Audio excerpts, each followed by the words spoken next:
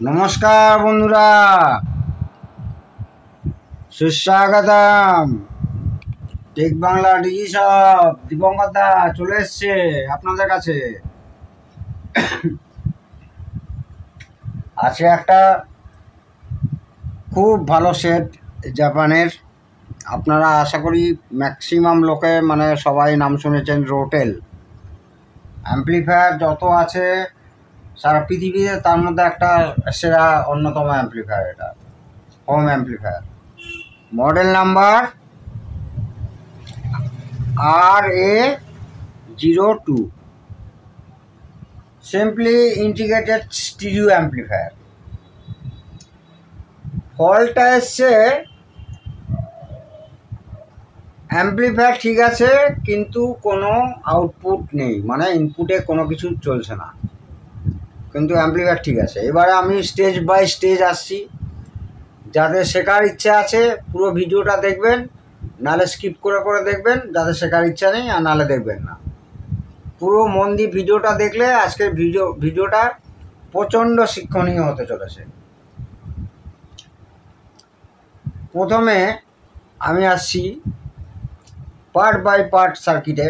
প্রথমে আসছি ট্রান্সফর্মার দেখতেই পাচ্ছেন। কি ট্রান্সফর্মার আমার নতুন করে বলার কোনো দরকার নেই, এই ট্রান্সফর্মার সম্পর্কে আপনারা জানেন। Output voltage for amplifier 35 ampere, 30 এখানে ব্রিজ হলো, অর্থাৎ ডিসি হলো। ডিসি হওয়ার পরে সেই ডিসিটাকে ফিল্টার করার জন্য একটা নেগেটিভ পাওয়ার সাপ্লাইয়ের জন্য ফিল্টার হলো, একটা পজিটিভ পাওয়ার সাপ্লাইয়ের জন্য ফিল্টার হলো। অরিজিনাল রুবিকনের কন্ডেন্সার দেওয়া আছে, মেড ইন জাপান। এরপরে আসছি সার্কিট। বন্ধুরা, সেটা অন অবস্থাতেও দেখাবো। এই হচ্ছে একটা চ্যানেল অ্যাম্পলিফায়ার, একটা চ্যানেল নিয়েই আলোচনা করছি। দেখুন এইখানে হচ্ছে ডাইভার স্টেজ। এইখানে আমি একটা সার্কিট এঁকেছি, অনেক দিনের আগেকারই আঁকা, তো বহু বছর কাজ করছি। এই যে ট্রানজিস্টারটার নাম্বার, এটা হচ্ছে 1047, মানে D1047, একটা এনপিএন ট্রানজিস্টার। এরই পেয়ার হচ্ছে আপনার পেয়ারিংয়ে যাবে পিএনপি B817, এনপিএন পিএনপি। এইবারে কথা হচ্ছে এই সেম প্যাকেজে না, অন্য প্যাকেজে একই নাম্বারে, এটি যেমন 2SD, ওইটা ডি, এই প্যাকেজে পাবেন একটু বড় প্যাকেজে মসফেট পাওয়া যায়, কিন্তু সেম মসফেট পাওয়া যায়। মসফেটের এই তার মানে কি আপনারা ভাবছেন এই একই জায়গায়, এটা কিন্তু একটা বাইপোলার ট্রানজিস্টার। একই জায়গায় যদি আপনারা মসফেট লাগাবেন চলবে না, কিছুটা চেঞ্জ করতে হবে। ড্রাইভার একই থাকবে, এইখানে কিছুটা চেঞ্জ করতে হবে। এই জায়গাটা ড্রাইভারের জায়গায়, এই জায়গাটা কিছুটা আউটপুট স্টেজে কিছুটা চেঞ্জ করতে হবে। মেন আপনাদেরকে দেখতে হবে অ্যাম্পলিফায়ারটা ঠিক আছে কি না। আগে কি করে বুঝবেন, এইখানে দেখুন মেন যে সাপ্লাইটা আসছে পজিটিভ সাপ্লাই, যেটা 30 মানে আপনার 40 ভোল্ট ধরলাম আমি। 40 ভোল্ট মানে ডিসি হওয়ার পর, ফিল্টার হওয়ার পর 40 ভোল্ট। এইখানে দেখুন দুটো ট্রানজিস্টার দিয়ে রেগুলেট করেছে, করে কিন্তু এই যে দুটো ট্রানজিস্টার, দুটো এমিটার একসঙ্গে হয়েছে, এবং এর বেস থেকে কিন্তু ইনপুট বেরোচ্ছে। এর বেস থেকে 0.22 দিয়ে হোক, এখানে সে 0.47 দিয়েও করতে পারেন, সে পরের কথা। এইখানে দেখুন, আর এইখানে যে হচ্ছে এই জায়গাটায় ভোল্টেজটা কিন্তু সবসময় আপনারা দেখবেন 0.7 থেকে মানে আপনার 0.6 থেকে 0.7 ভোল্টেজ থাকতেই হবে, তাহলে ভাববেন অ্যাম্পলিফায়ারটা একদম আইডিয়াল পজিশানে আছে। এই জায়গাটায় আপনাদের দেখতে হবে। অর্থাৎ কি না, আমরা যদি এই সেটে দেখি, এই যে দুটো ট্রানজিস্টার দেখুন, এইখানে দেখাচ্ছি আমি দুটো ট্রানজিস্টার। এইটা হলো বেস, এই দিকটা বেস, মাঝখানে হচ্ছে কালেক্টর, এটা এমিটার। আমি একটু সাইড করে দিচ্ছি। এই দুটো এমিটার একসঙ্গে হয়েছে, তাহলে আমি সেটটা অন করে যদি দেখি, দেখা যাক এখানে ভোল্টেজ কত আসছে। বায়াস ভোল্টেজ, সেটা অন আছে,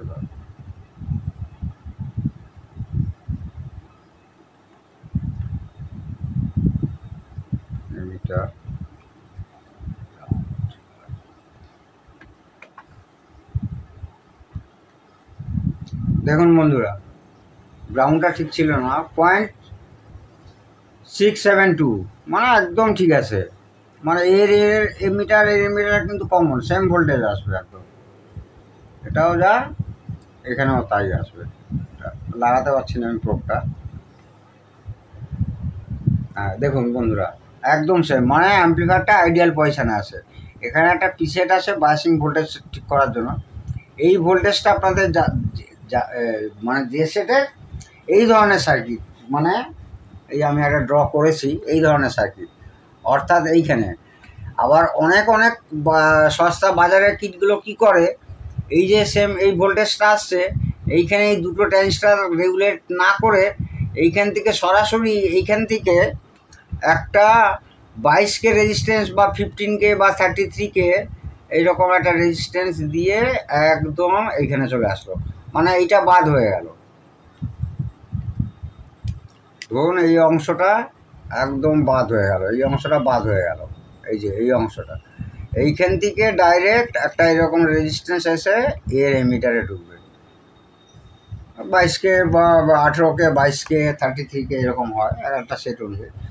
মোটামুটি আপনাকে এইখানে লাস্ট কথা, এই এমিটারে কিন্তু এই ভোল্টেজটা আপনাকে ফিক্সড আনতে হবে, একদম কারেক্ট আছে।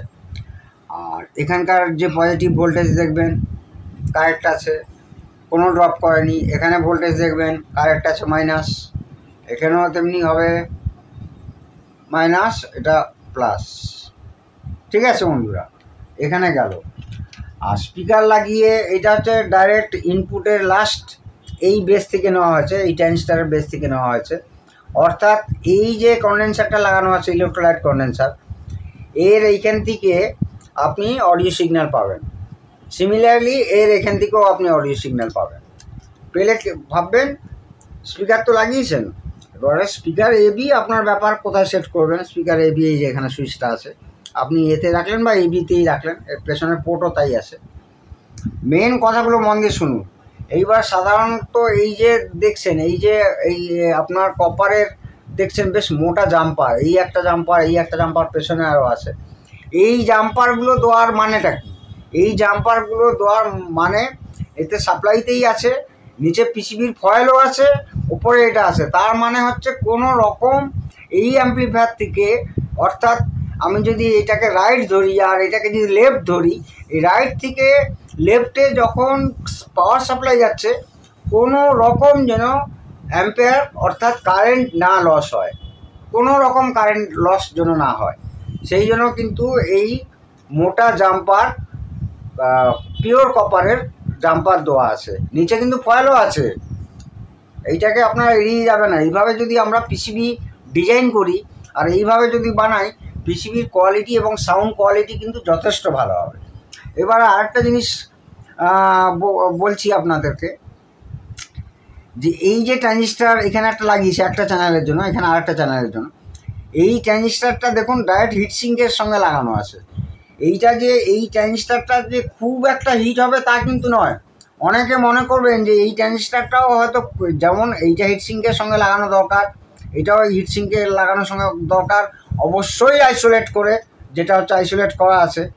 এবং এই ট্রানজিস্টারটা দেখুন হিটসিঙ্কের সঙ্গে লাগানো, কিন্তু এইটা তত একটা গরম হবে না। তাও কেন হিটসিঙ্কের ওপরে লাগানো আছে, কারণ কি এদের যে কারেন্ট বুস্ট, অর্থাৎ এই হিটসিঙ্ক যখন গরম হবে, সেটটা চললে তো হিটসিঙ্ক গরম হবে, আর ট্রানজিস্টারটাও তখন গরম হবে, এই হিটসিঙ্কের সঙ্গে থেকে ট্রানজিস্টারটাও গরম হবে। তখন এই ট্রানজিস্টারটা ও কিন্তু ওর ক্যারেক্টারটাকে চেঞ্জ করবে।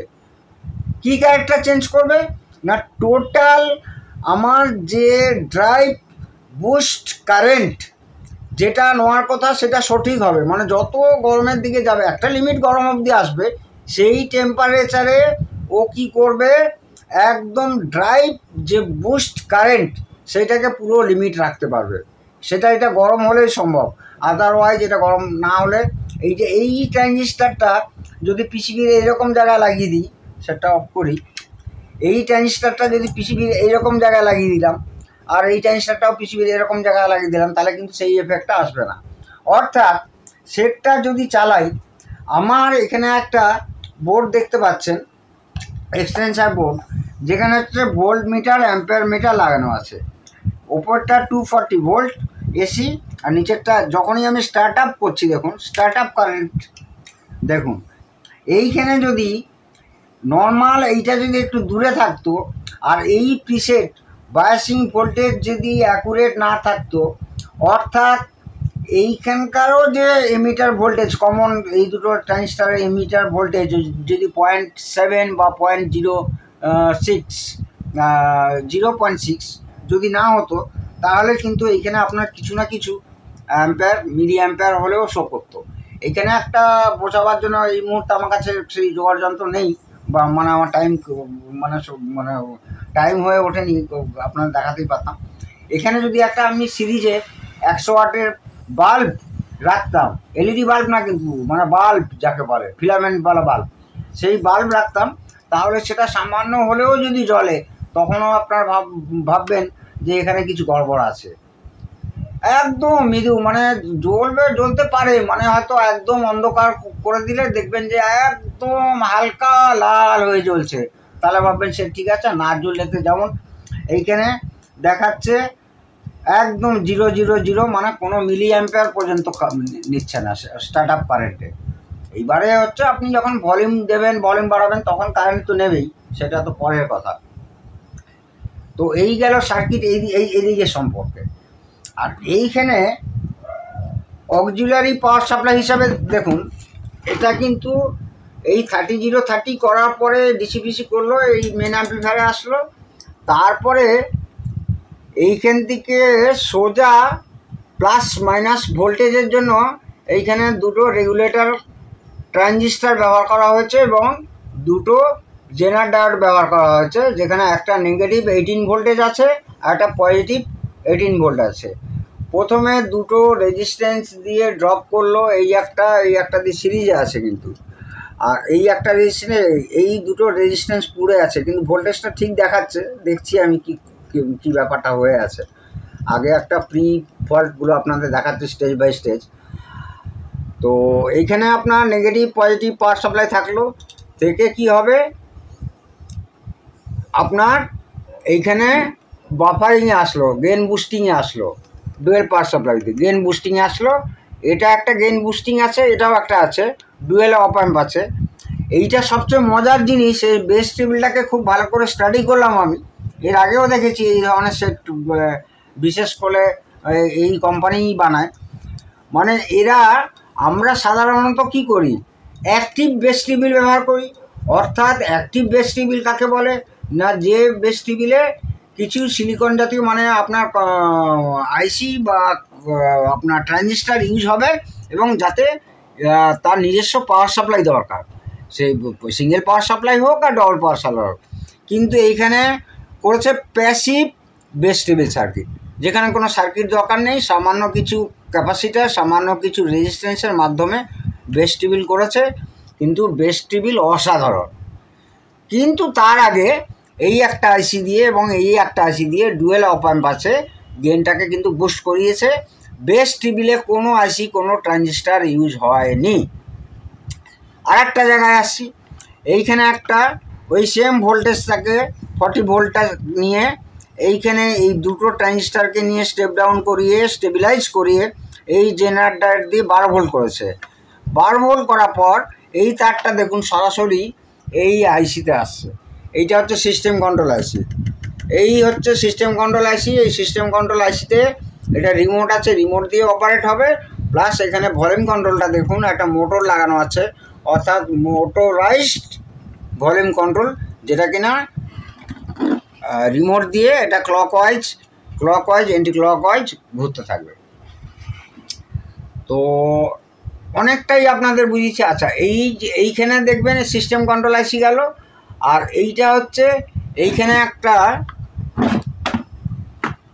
এই যে ফাংশন কন্ট্রোল আছে, ফাংশন কন্ট্রোলের কিন্তু একটা অর্ডিনারি ম্যানুয়াল সুইচই আছে, ব্যান্ড সুইচ, কিন্তু সেইটা আবার শিফট করাচ্ছে, যাকে বলে শিফট রেজিস্টার্ড আইসি। আপনারা অনেকেই এর সঙ্গে পরিচিত, যারা ডিজিটাল ইলেকট্রনিক্স নিয়ে পড়াশোনা করেছেন, তারা শিফট রেজিস্টার এই কথাটার সঙ্গে যথেষ্ট পরিচিতি হয়ে আছেন।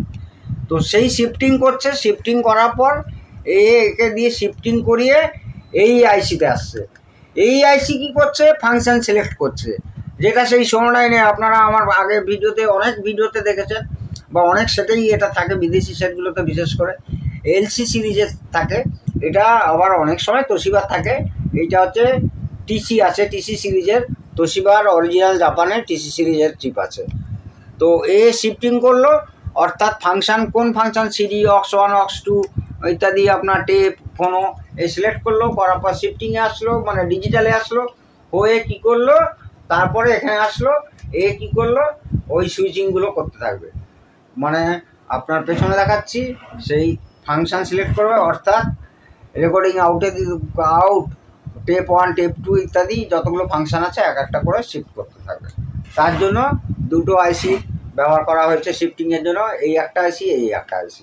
তো এই ক্ষেত্রে এখানে যখন আপনারা সিগন্যাল পাচ্ছেন এই অ্যাম্প্লিফায়ারে, তারপরে দেখতে হবে ভেস্টিবিলের ইনে আপনার, যেহেতু এইটা প্যাসিভ ভেস্টিবিল, কোনো সমস্যা না হওয়ারই কথা, তাও দেখবেন যে ভেস্টিবিলের ইনে এইখানে ইন ঢুকছে কিনা, এই দুটো রেজিস্ট্যান্স আর এই দুটো কন্ডেন্সার দিয়ে এইখান থেকে ভেস্টিবিলের ইন ঢুকছে মেন অ্যাম্প্লিফায়ার থেকে, আর আউট হচ্ছে এইখান থেকে, অর্থাৎ এইখানের সঙ্গে আবার কিন্তু এটা কিন্তু ভেস্টিবিলের সঙ্গে কোনো রকম ভুল করবে না, এটা ভেস্টিবিলের সঙ্গে যুক্ত না, এটা জাস্ট গেন বুস্ট করেছে, এটাও গেন বুস্ট করেছে, করার পরে ভেস্টিবিলটা পিওরলি একদম প্যাসিভ ভেস্টিবিল।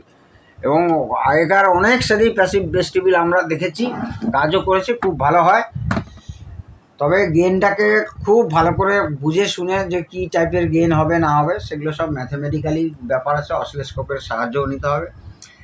এইখানকার 12 ভোল্টটা কী করলো, এই সিস্টেম কন্ট্রোলের আইসিতে নিয়ে যাওয়া হলো। এ তো 5 ভোল্টে চলবে, এটাও তোশিবার তৈরি, ঠিক আছে, টিএম দিয়ে নাম্বার। এই যে জেনারেটরটা দেখছেন, এই এখান থেকে গিয়ে টপকে এইখানে আবার একটা জেনারেটর আছে, এই যে এইখানে 5 ভোল্ট পাবেন। এই 5 ভোল্ট কী হচ্ছে, এই আইসিটাকে সিস্টেম কন্ট্রোল, মাইক্রো কন্ট্রোলার যা বলতে পারেন, চালাচ্ছে। চালানোর পরে তো এই 5 ভোল্টও আছে, এখানে সাপ্লাইটাও আছে, এই 12 ভোল্টও আছে, তাতেও আউটপুট নেই। তাহলে আপনাকে আমি যেটা বললাম যে ভেস্টিবিলের দেখতে হবে যে ঢুকছে আর বেরোচ্ছে কিনা, আর যেহেতু এটা প্যাসিভ ভেস্টিবিল, খারাপ হওয়ার সম্ভাবনা 99.9% নেই, মানে ঠিক থাকারই কথা। তাহলে আপনাকে দেখতে হবে সিম্পলি এই জায়গাটায় দেখতে হবে, এইখানে দেখতে হবে, অথবা এই শিফটের জায়গায় যেতে হবে। এই দুটো জিনিস আপনি যদি চেক আপ ঠিকমতো করতে পারেন, তাহলে দেখবেন আপনি ইনপুটে সিগন্যাল পাবেনই পাবেন। তো যাক গিয়ে এটার আর একটা ভিডিও মনে হচ্ছে করতে হবে আপনাদের জন্য, কারণ আপনাদেরকে প্রচণ্ড ভালোবাসি, যে আপনাদের যে শিক্ষা দিলে আমার আনন্দ লাগে, আপনারা নিশ্চয়ই শিখতে পারছেন, আর যারা শিখছেন তারা ভালোই শিখবেন, আর যারা না শিখছেন, আমার কিছু মানে না দেখছেন, দেখলেই শিখতে পারবেন, আমি এটুকু বলছি। আর এর কোয়ালিটি সম্পর্কে বলি, কোয়ালিটি মানে কোনো কথা হবে না। আর আমি কি বলবো, পট থেকে পটেনশিও পট থেকে আরম্ভ করে এই যে সুইচ আর ভলিউম কন্ট্রোল থেকে আরম্ভ করে, দে আর অল বেস্ট কোয়ালিটি একেবারে, মানে আমার কিছু বলার নেই। আর আরেকটা সবচেয়ে ভালো, কিছু ডিজিটাল ইনপুট আউটপুট এখানে আছে, যেটা কিনা কীভাবে কী সুন্দর আইসোলেট করেছে দেখুন। এখানে একটা অপটো কাপলার আছে, অপটো কাপলার দিয়ে তারপরে কিন্তু আইসোলেট করেছে, মানে কোনো রকম আমরা এখান থেকে যে সিগন্যালটা ইনজেক্ট করব, তাতে যদি কোনো রকম ভোল্টেজ থেকে থাকে, এই অপটো কাপলার কিন্তু, কারণ এই তো আইসোলেট করে গেছে, মানে সার্কিটটাকে কোনো রকম এইখান থেকে তো এসছে, এইখান থেকে দিয়ে এখান থেকে এসে এই বাফারিংয়ে এসছে, কোনো রকম ক্ষতি হবে না। এইভাবে যদি আমরা প্রত্যেকটা রিলের আগে যদি আমরা অপটো কাপলার দিয়ে সিগন্যালটাকে আইসোলেট করতে পারি, তাহলে কিন্তু খুব ভালো হয়। সাধারণত আমরা করি না, কিন্তু যারা করবেন তাদের সেট অনেক দিন চলবে, ভালো চলবে, রিস্ক কম, সিগন্যাল উল্টোপাল্টা ঢুকলে ও আইসোলেট করে দেবে, মানে জিনিসটাকে এই মাদারবোর্ড থেকে ও ডিটাচ করে দেবে, মানে সার্কিট খারাপ হওয়ার সম্ভাবনা খুবই কম। যাক, যেটুকু মানে ছিল আমার, মানে আপনাদের বলার দরকার, সেটুকুই বললাম আজকে। তো এটা রেডি হয়ে যাবে, কোনো ব্যাপার না, ফার্স্ট ক্লাসভাবে রেডি হয়ে যাবে। সেটটাকে তো বললামই, খুবই ভালো সেট। যারা নাম শুনেছেন এর সঙ্গে, যারা পরিচিতি, তারা জানেন যে এরা কী ধরনের, এই কোম্পানি কী ধরনের সেট তৈরি করে। তো এটা ফাইনাল হয়ে গেলে আর একটা ভিডিও হবে এই রকম, আমি আশা করি লোকে বলবে ভিডিওটা একটু লেন্দি হয়ে যাচ্ছে, একটু ছোট্ট করে বলে দিই। লোকে বলবে আপনি তো কই পার্টস খুললেন না, অমুক করলেন না। আরে পার্টস আমি তো প্রত্যেকটা স্টেজ আমি বলছি যে যে যেনারা এই কাজ করেন তারা বলে দেখান আপনারা কোনটা কোন স্টেজ, কার জন্য কোন ডায়োড ব্যবহার করা হয়েছে, কিভাবে কোন কোন স্টেজ, এই আইসি কিসের জন্য ব্যবহার করা হচ্ছে, এই আইসি। এইগুলোই তো শিখতে পারলে তারপরে তো ফল পায়নি। আগে তো এইগুলো শিখুন, জানুন যে এই আইসিটা কিসের জন্য, এই আইসি কিসের জন্য, এই আইসি কিসের জন্য। যা গিয়ে আমার প্রত্যেকটা ভিডিওতেই এইভাবে দেখাই auxiliary power supply, main power supply for amplifier, transformer কী আছে, ট্রান্সফর্মার এসি কত দিচ্ছে, ডিসি হওয়ার পর কত ভোল্টেজ হচ্ছে, কোনটা কোন স্টেজ, পার্টভাবে আমি বোঝাবার চেষ্টা করি। এনিওয়ে এরপরে একদম কীভাবে সলভ করলাম সেই ভিডিও অবশ্যই তুলে ধরবো। নমস্কার, খুব ভালো থাকবেন। জয় হিন্দ, বন্দে মাতরম।